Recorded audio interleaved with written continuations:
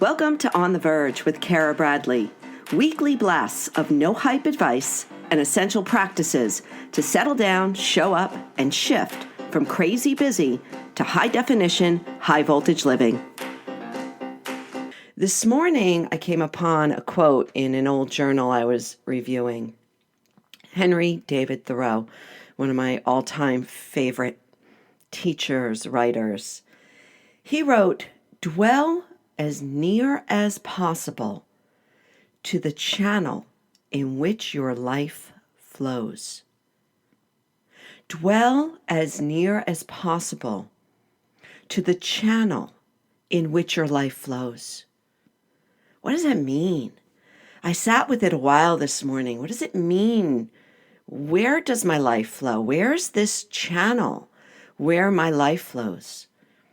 Well, we can think about it as just the flow of energy, right? The flow of energy, we know what it feels like when energy is moving, when life is moving through us. We feel like we're living on the verge, right? Literally, not even the way I talk about it, but we're on the verge in each moment. Life, energy is moving through us, informing us, directing us, leading us, guiding us to the next word to speak, the next turn to make, the what to let go of, what to lean into. When we're close up to that flow of energy, we feel better. I talk about this so much in my writing, in my teaching, in my book. When we're able to shift in a way and leave all of the baggage and the junk behind, we're able to inch up closer to this channel where life flows. And I think that so much of what we're doing out there and what we're talking about with each other is our own perspectives on how we feel when life flows for us. So we can talk about it in a lot of ways, and I'm going to do that in a little bit. But first, I'd like to just paint the picture of what it feels like for me when life flows, what it feels like when I'm living close to the channel or the state in which life flows more effortlessly for me. And for me, it feels smooth. I don't know, there's something very smooth about the unfolding moment to moment when you feel like you're in sync, when you feel like you're aligned and grounded, and stable. There's just an unfolding of moment to moment, an ease of being when I'm nice and intimate with that channel, right? When I'm not blocked or stuck. There's an openness about how life appears, how I see life, how I experience life, when I'm allowing life to flow more smoothly. And it feels like I'm more available, like I'm more fully in my shoes, if that makes any sense. I'm more fully standing on that stable ground of being when I am close to that channel where life flows. And so I know what it feels like, and this is what I teach about. We feel this very often, every day. We're experiencing this openness, this unfolding. It's just that we often get caught up in where life doesn't flow, where life doesn't flow smoothly, where we get stuck, where we feel speedy, where we feel like we're just misaligned, right? Or unstable. And we focus so much of our time there that we forget to lean into and experience where life is flowing already and when it does. So real quick here, where do we feel that life doesn't flow? How does it feel in our body, in our mind, in our relationships when life isn't flowing? Well, so let me just say that, life is always flowing, right? We can't stop that. But what we can do is block ourselves from being up and close to the channel. So I hope this is starting to make some sense. If you think of the channel as like the river of life, right? That river where life flows. Sometimes it's like a mad gush, a big overflow of energy. And sometimes the river's just calm, but it's always slowly moving. We move close and further back from that river or that channel constantly. Oftentimes when we're really busy, right? We get stuck in our busy mind. I talk about this a lot. I've talked about it in a bunch of different episodes. When we get caught in our busy mind, it disconnects us from that flow of life, from that source. We can be on speed, moving through life really quickly, doing, always thinking and hanging on to stuff or getting caught in drama. All of this mental junk and the emotional baggage, it keeps us far away from the source, from the channel, from the flow of life. And we know that, right? So there's this constant shifting back and forward and in and out and up and down to find our ground. If you think about the plane that goes from New York to California to LA, that plane, the pilot is sitting, in the cockpit. She is always slightly off course, right? There's always course correcting happening. So we do this all day long. We find ourselves off balance and we course correct. We find ourselves feeling sort of out of sync and unbalanced, and we shift our state. And this is really what it means to be empowered. It's having the tools and knowing you have the tools and then actually using the tools to help you shift so that you spend more of your time close to that continuous unfolding of life force of energy. And noticing when you get pulled back, away, disconnected from your natural state of being.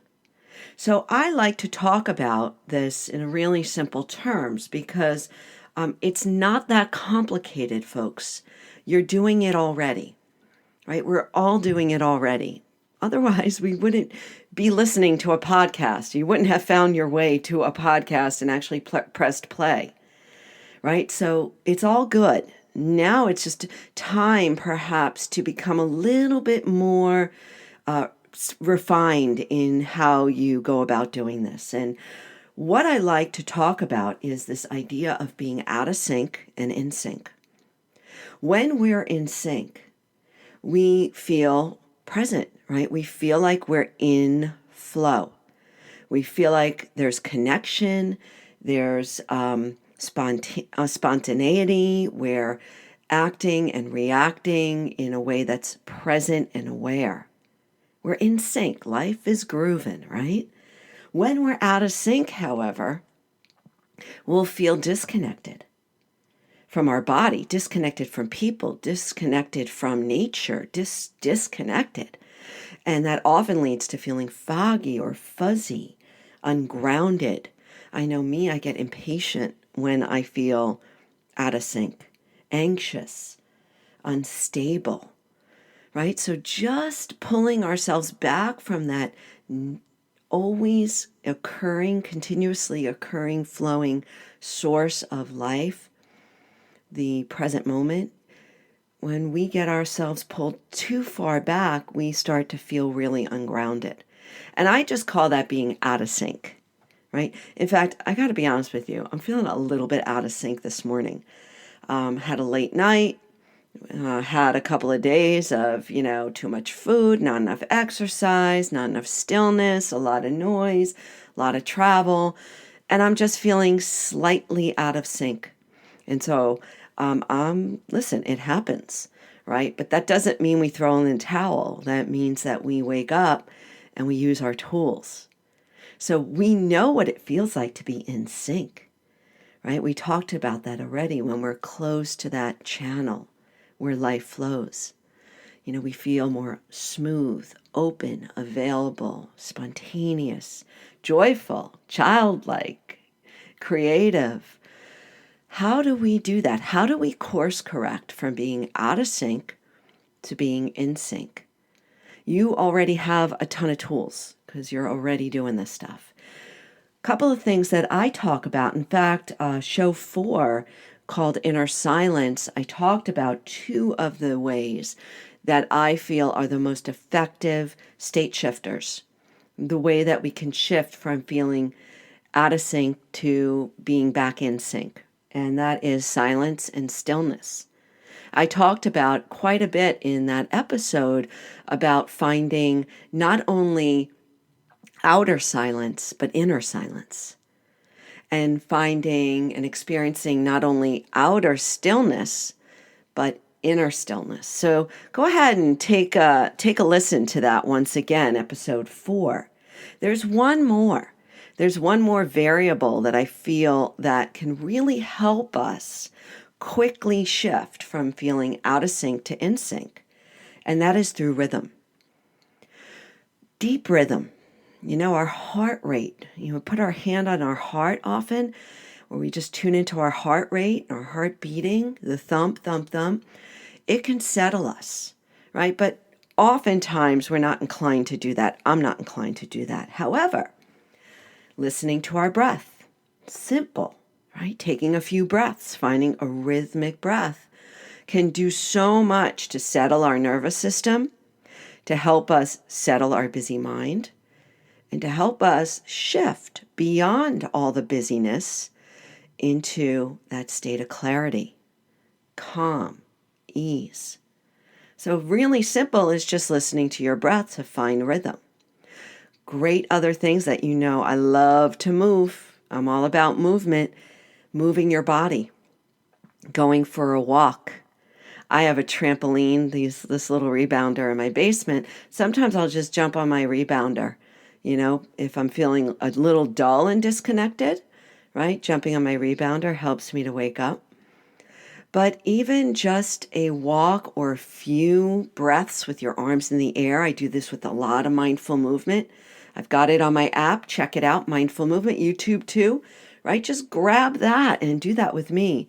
Even a few minutes, inhale, arms up, exhale, arms down. Inhale, arms up, exhale, arms down, right? Do that 10 times and you've already shifted your state. Any kind of rhythm, cycling, running, walking, swimming, rocking, right? We rock babies side to side when the baby is out of sync for whatever reason. We shift back and forth a few times and help our babies to settle and calm. We are the same. So using rhythm as a way to help you dwell closer or as near as possible, as Thoreau said, to the channel in which your life flows. Noticing when you're out of sync and shifting into being in sync. So my question for you, I'm going to give you this question to ask yourself over and over throughout the day. Am I out of sync? Am I out of sync? Usually you won't feel called to ask the question if you're in sync. Because when you're in flow, you're not thinking about anything else. You're just doing, you're just living. But when you're starting to feel a little off, like I do today, you'll ask yourself over and over, am I out of sync? And then know that you've got tools, rhythm, silence, stillness, and I'm sure there's a slew others. I'd love to hear from you as a way to shift back into being in sync, in flow, in life, near the channel where life continues to unfold for us in such a brilliant way. I'd like to leave you today with a very simple breathing exercise. So join me. You can be driving, you can be walking, you could be sitting still. If you are, close your eyes.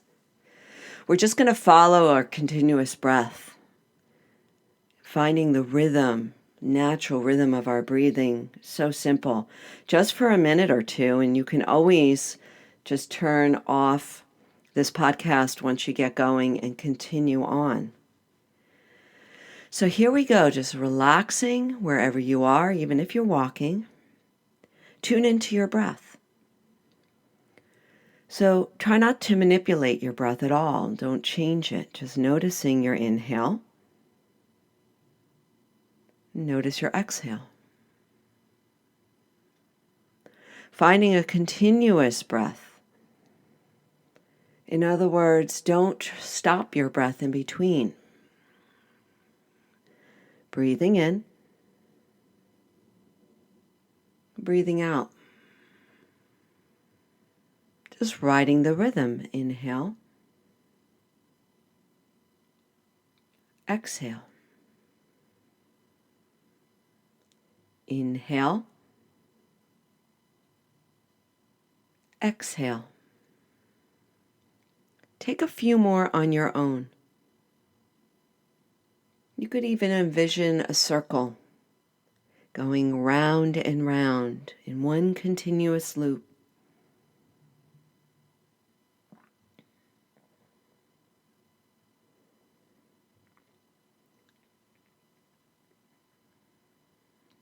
And you can always continue on the simple primer practice of just continuous breath. And I'll leave you with one more time this lovely quote from Thoreau. Dwell as near as possible to the channel in which your life flows. And I will add, and from there, you recognize what it feels like to be right in the center of your life, right there on the verge, where everything you do better, where you feel more open and bright, awake and fully alive. If you're feeling fired up from this episode, please share it with a friend and review this podcast on iTunes and Google Play, and help me help more folks show up for their high definition, high voltage life.